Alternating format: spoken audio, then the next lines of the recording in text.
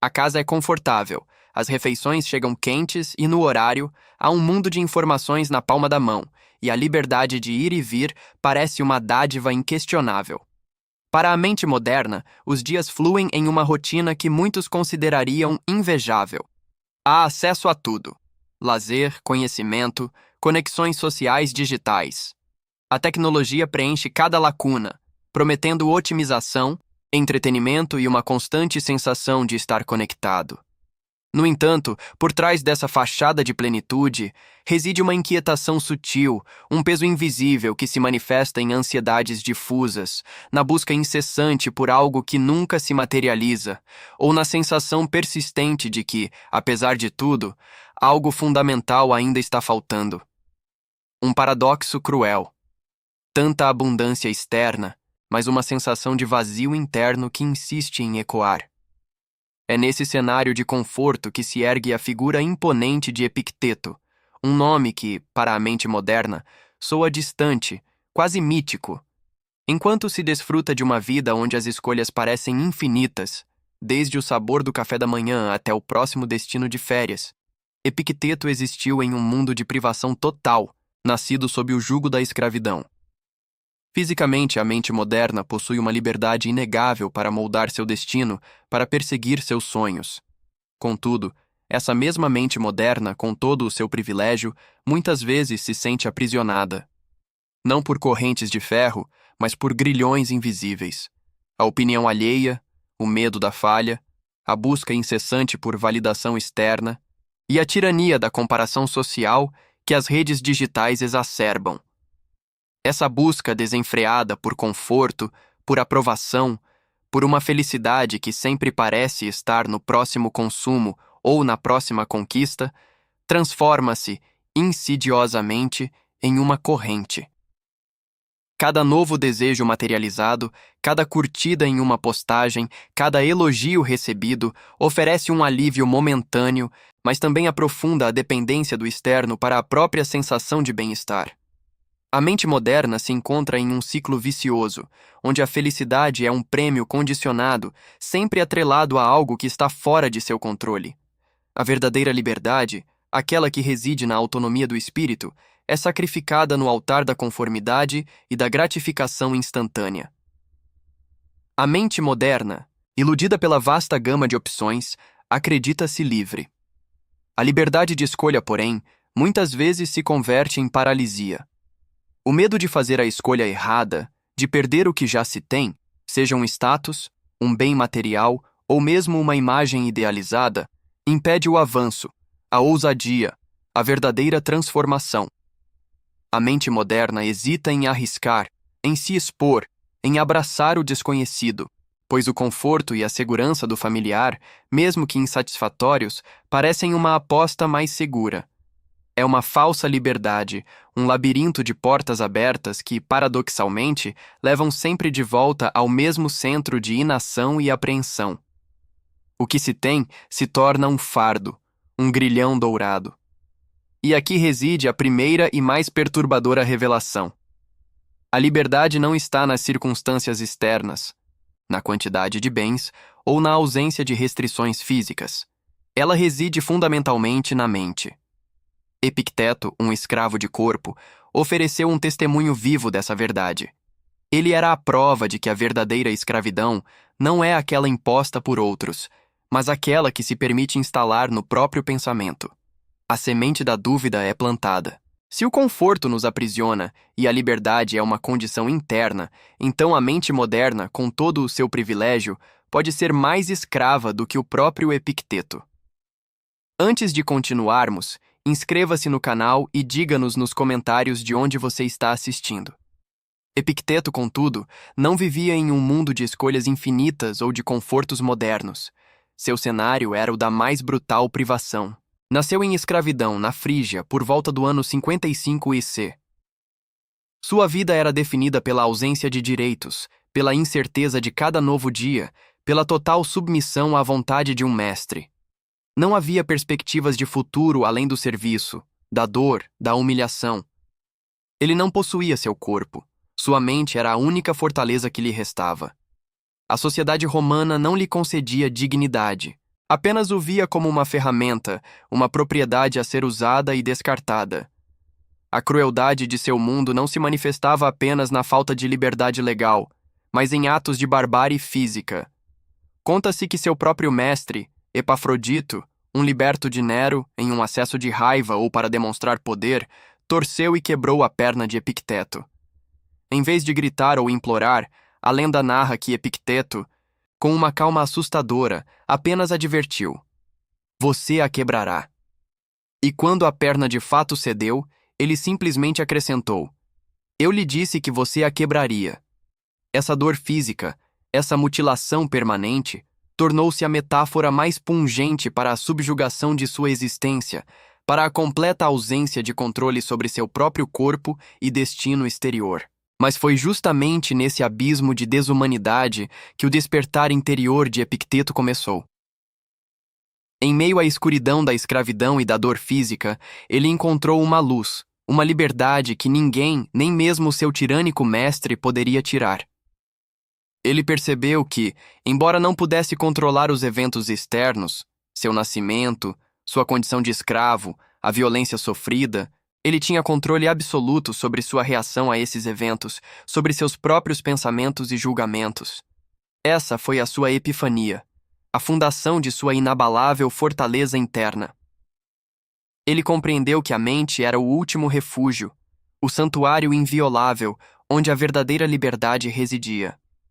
Essa compreensão levou-o à dicotomia do controle, um dos pilares de sua filosofia. Epicteto ensinava que algumas coisas estão sob nosso controle e outras não. Sob nosso controle estão nossas opiniões, nossos impulsos, nossos desejos, nossas aversões, em suma, tudo o que é ação nossa. Fora de nosso controle estão nosso corpo, nossa propriedade, nossa reputação, nosso cargo, em suma, tudo o que não é ação nossa. Ao focar apenas no que podia controlar, ele se libertou da angústia e do desespero que assolariam a maioria em sua situação. Ele não era afetado externamente porque sua felicidade não dependia de fatores externos. Ele escolheu não ser uma vítima, mas um observador sereno de sua própria experiência. A mente moderna, com todas as suas liberdades e confortos, observa a figura de Epicteto e sente uma desconfortável conexão.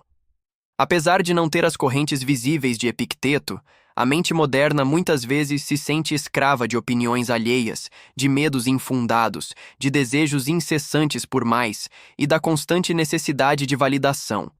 A liberdade de expressão torna-se uma prisão de ter que agradar. A liberdade de escolha gera ansiedade de decisão. A liberdade financeira se transforma em uma corrida sem fim por mais. A mente moderna, apesar de toda a sua autonomia física, ainda se sente vulnerável, frágil, facilmente abalada por um comentário negativo ou por uma falha percebida. A admiração pela força inabalável de Epicteto é palpável, mas logo se segue uma reflexão incômoda sobre a própria fragilidade. Como é possível que um homem sem nada, sem direitos, sem liberdade física, pudesse ser tão inabalável em seu espírito, enquanto a mente moderna, contudo, se abala tão facilmente? Essa contradição é o clímax da reflexão.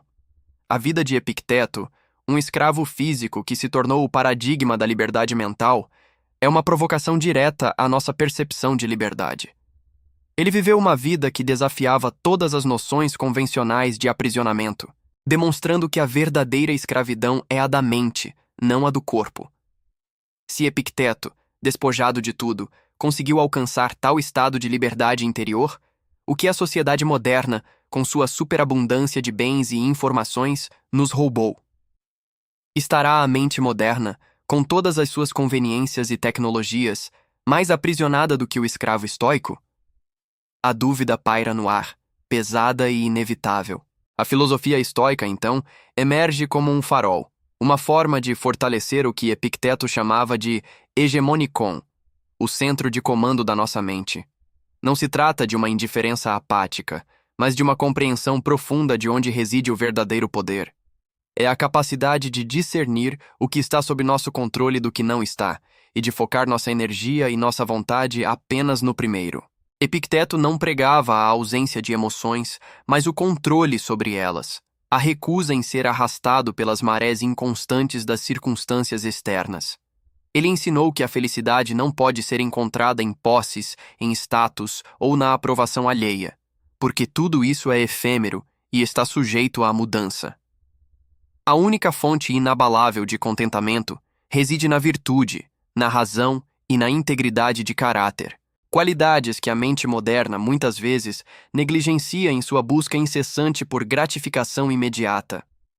Essa indiferença às circunstâncias não é frieza, mas sabedoria. É a habilidade de Epicteto de não se apegar ao que não está sob seu controle, de aceitar o destino com equanimidade e de encontrar sua força interior independentemente de seu ambiente. Ele não tinha nada material, mas possuía a si mesmo. E essa posse era inalienável. A mente moderna, em contraste, acumula bens, informações e relacionamentos, mas muitas vezes se perde em meio a essa superabundância, sentindo-se mais vazia e desorientada do que nunca. A liberdade de Epicteto era a de não precisar de nada externo para ser completo, a de encontrar a plenitude em sua própria mente e em suas próprias ações. E aqui, a pergunta mais incômoda e penetrante se impõe à mente moderna.